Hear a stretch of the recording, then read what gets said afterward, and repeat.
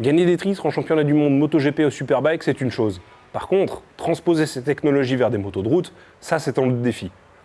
Et la Ducati Multistrada, c'est exactement la réponse à cette question. Je vous en parle en détail tout de suite après le générique.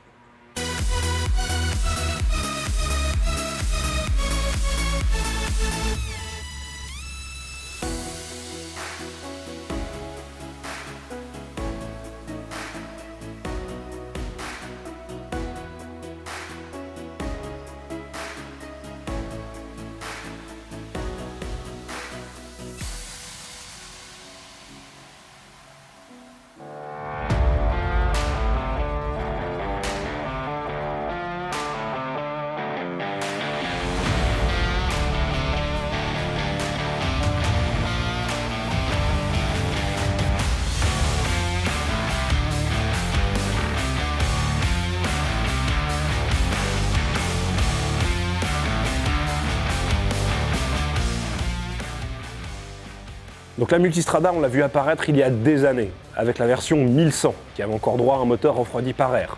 Et c'était un bicylindre. Maintenant, ça fait déjà 4 ans que l'on voit la Multistrada propulsée par un moteur V4.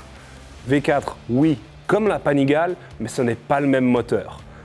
Le moteur de la Panigale, lui, il a encore une distribution desmodromique, alors que ce moteur, qui est le V4 Gran Turismo, eh bien celui-là, il a des soupapes à ressort. Dans cette moto, le moteur il développe 170 chevaux. Mais en fonction de la cartographie moteur, on pourra descendre à 114 pour faciliter sa prise en main. Il y a un ensemble d'aides électroniques sur cette moto qui sont là pour vous aider à la prendre en main. Il y a par exemple le contrôle de frein moteur qui fait son apparition, le EBC, mais il y a aussi le DVO, Ducati Vehicle Observer, qui fait son apparition. Et lui, il est très particulier parce que grâce aux capteurs qui sont sur la moto, il va émuler les données d'autres capteurs qui ne sont pas sur la moto. Et grâce à ces calculs, il va adapter différentes réactions de la moto à la situation. Si on règle la moto sur le niveau 3 pour son ABS, c'est l'ABS le plus sûr de Ducati. Là, on a non seulement de la force de freinage qui pourra passer de l'avant vers l'arrière, mais on aura aussi de la force de freinage qui ira de l'arrière vers l'avant. C'est un peu particulier parce que lorsqu'on va toucher le frein arrière, la moto ne va pas s'écraser de l'arrière, mais elle va s'écraser vers l'avant. Des deux roues en même temps. Donc on va sentir une espèce de freinage vers le bas en diagonale, ce qui est un peu perturbant. Et surtout, si on veut ajouter du frein à ce moment-là, le levier de frein, il aura bougé. Le point de pression du levier de frein, il ne sera pas au même endroit, parce que la pression dans le circuit de freinage aura changé. Ce qui fait qu'on a une habitude d'un certain chemin qu'on va parcourir avec les doigts sur le levier de frein. Seulement si on fait exactement le même chemin que ce qu'on a prévu de faire, comme la pression a déjà augmenté, on va freiner massivement plus. C'est pour ça que ce freinage combiné, même si c'est un vrai plus pour voyager ou pour des conditions dégradées, pour des conditions de pilotage plutôt sportif et sport tourisme, ça pourra perturber. Et c'est pour ça qu'on peut le désactiver, tout simplement. Chaque mode de conduite prédéfini, on peut à chaque fois aller dans les réglages grâce à ce joystick là à gauche qui est très pratique. Et là, on rentre dans les menus, on peut aller gérer la puissance moteur, le niveau d'ABS, le niveau de frein moteur, etc. La nouveauté avec ces différents modes, c'est que non seulement on peut les éditer grâce à ce joystick, uniquement à l'arrêt, on peut changer de mode en roulant, en fermant la poignée de gaz et en libérant le frein en même temps. Là, le tableau de bord nous indique quoi faire si on a un paramètre qui ne fonctionne pas. Et enfin, on a un bouton de suspension qui lui permet d'aller changer dans le mode de suspension la loi à laquelle va réagir la fourche et l'amortisseur. C'est-à-dire qu'en sport, on pourra, si on le souhaite, en roulant, tout à coup basculer la suspension en confort, sans changer de mode de conduite. Comme ça, tous les paramètres restent les mêmes, sauf la réaction de la suspension. Dans ces différents modes de conduite, il y a maintenant Urban, Wet et Enduro qui ont une puissance moteur réduite à seulement 114 chevaux. Ça permet d'aborder toutes ces situations un peu particulières avec un peu plus de sérénité, plutôt que 170 chevaux prêts à hurler et à débouler sur la roue arrière. Donc en ville, avec Urban, sur une route complètement humide, comme nous on l'a fait pendant une grosse partie de la journée, pareil, on sera rassuré, on aura moins de chevaux qui déboulent. Par contre, en enduro, les 114 sont largement suffisants. Il n'y a pas besoin de plus. On a eu la chance de faire 8 km de piste avec la moto et on avait un pack dans lequel il y a des jantes à rayons et des valises en alu ainsi que des pneus adaptés pour la pratique. C'était des Pirelli Scorpion STR.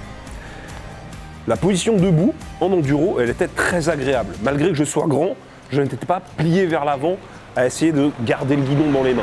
Non, j'étais simplement droit, la tête droite, les épaules relâchées et les mains qui tenaient parfaitement le guidon. Donc c'est un excellent point pour pouvoir faire les deux, à savoir qu'une moto avec une roue avant de 19 pouces, ça invite forcément à faire du tout-terrain. Sinon, ils auraient mis deux roues de 17 pour faire que de la route. Je ne pensais pas que ça serait aussi facile d'amener un V4 sur des pistes de cailloux telles que je l'ai fait. Sur l'ancienne Multistrada V4, mon reproche était sa consommation.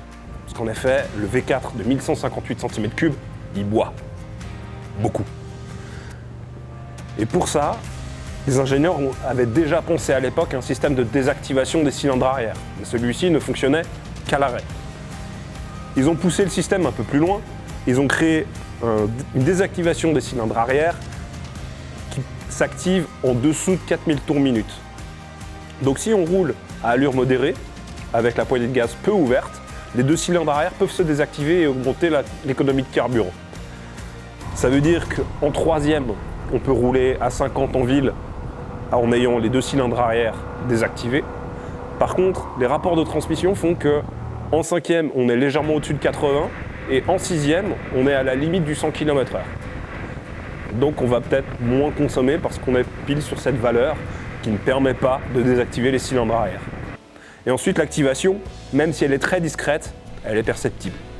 Évidemment, la moto va attendre soit qu'on franchisse les 4000 pour activer les cylindres, soit si on est dans un régime inférieur à 4000 tours, si on tourne violemment la poignée en grand, là les cylindres vont s'activer. Et on va sentir ce petit changement de bruit dans la montée en régime. Combien d'économies est générée grâce à ce système-là? Aucune idée. Malheureusement, on n'a pas fait le plein nous-mêmes, donc je ne sais pas combien on a consommé sur l'ensemble de la journée. On a énormément roulé sur le mode wet, forcément on est tombé sur une journée pluvieuse, ça arrive. Mais on a quand même pu tester d'autres modes sur des portions de chaussée qui semblaient suffisamment sûres pour le faire. Et effectivement, les 170 chevaux, une fois qu'ils se mettent à débouler sur la roue et que le moteur commence à hurler quand on est haut dans les tours, ça a quelque chose de très plaisant. Elle n'est pas très bruyante, elle fait juste un beau bruit de V4. Par contre, dès qu'elle passe les 7000 tours, elle a ce hurlement supplémentaire qui est extrêmement satisfaisant. Donc j'ai pris beaucoup de plaisir à faire ça. La bulle de cette Ducati Multistrada, elle est réglable à une main avec un système de poussée-tirée qui est très astucieux.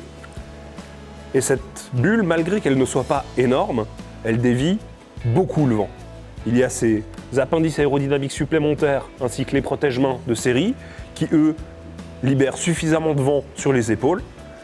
Et la bulle, elle, en position basse, elle me met le vent à peu près au milieu du front.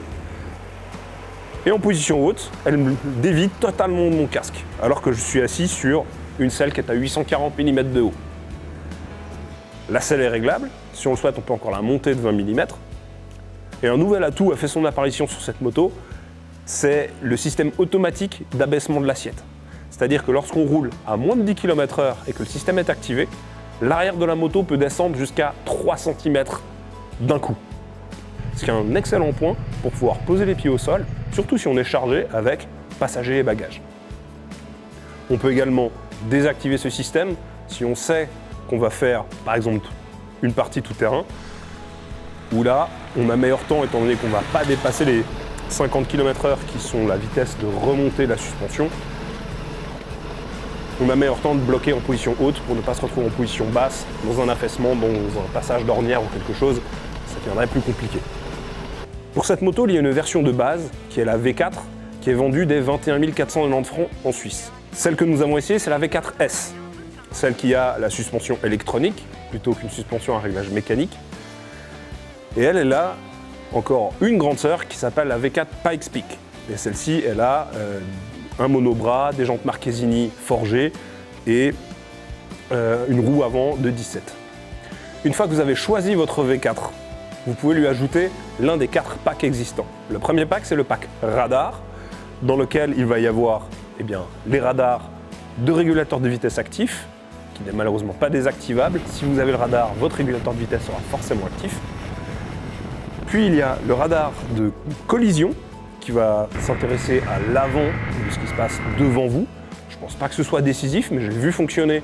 Ça peut effectivement attirer l'attention d'une personne qui serait un peu absorbée par peut-être sa navigation sur l'écran.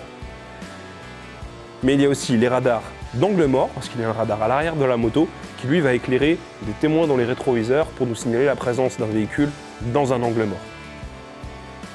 Ensuite, il y a le pack Travel qui lui est vraiment intéressant, avec la béquille centrale, les valises plastiques, les 2 selles chauffantes ainsi que les poignées chauffantes. Malheureusement, c'est forcément combiné au radar. Donc si on voulait un régulateur de vitesse normal sans radar, il faudra prendre toutes les autres pièces en accessoire. Ensuite, il y a le kit Sport Travel et Radar. Dans ce kit, on se retrouve avec le pack Travel qui est enrichi en plus de nouvelles jantes forgées qui sont les plus légères qu'on puisse trouver sur cette multistrada sans prendre les jantes de la Pikes Peak. Et celles-ci, elles font clairement une différence parce que des jantes forgées sont plus légères et les jantes sont une masse en rotation non suspendue. Des jantes plus légères font toujours qu'une moto est plus agile. On n'a pas eu le loisir d'en tirer tout le potentiel, mais la différence en sautant d'une moto qui est équipée des jantes à rayons sur une moto qui est équipée des jantes forgées, elle est flagrante. C'est évident qu'on est plus agile avec des jantes forgées plus légères. Le dernier pack, c'est le pack Adventure and Radar, qui dans ce cas-là va remplacer les valises en plastique par les valises en aluminium. Les jantes, ce seront celles à rayons, avec des pneus Scorpion STR, alors que les pneus d'origine sont des Scorpion Trail 2. La V4S existe en 3 couleurs, ce blanc, le noir que vous voyez sur les vidéos lorsqu'on fait du tout-terrain, et le Rosso Ducati qui lui se retrouve forcément sur tous les modèles de la marque. Je vous remercie d'avoir regardé cette vidéo jusqu'ici. J'ai pas pu tout dire, beaucoup de détails seront à découvrir dans mon essai sur le site acidemoto.ch, le lien est en description et l'accès à ce site reste gratuit. Je vous invite à vous abonner à cette chaîne YouTube, à laisser un commentaire si vous avez aimé cette vidéo, mais je vous invite aussi à nous suivre sur Instagram où vous pourrez nous poser des questions lorsqu'on est en déplacement et c'est l'occasion d'échanger avec nous sur les nouveaux modèles que nous sommes en train d'essayer. Si vous avez fait tout ça, je vous dis à bientôt pour un nouvel essai sur la chaîne acidemoto.ch.